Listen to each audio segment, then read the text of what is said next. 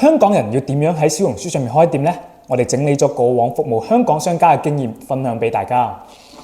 上一期咧就同各位香港商家分享咗2個小紅書賣貨破圈嘅技巧，今日咧就講埋剩低嗰2個啦。第三，封面要夠搶眼先留得住人。內地用戶玩小紅書最着重嘅咧就係不記第一眼嘅封面圖。香港商家記得試下用網感拍攝方法嚟突出我哋嘅產品特性，例如護膚品，我哋可以拍下佢嘅質地特寫；服裝咧，我哋就拍下佢嘅場景穿搭，再用醒圖、黃油相機或者小紅書自帶嘅模板咧，整翻個有設計感嘅標題排版。靚嘅封面可以令到用戶多停1秒鐘，變現嘅機會自然就大啲啦。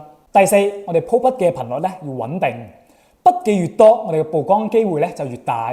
建議我哋香港商家咧盡量做到日更，保持賬號活躍度，等平台持續咁推流量俾你。以上4招認真學，我哋香港商品從冇人睇變成被追住買，真係唔遠噶。關注我，帶你喺香港玩轉小紅書。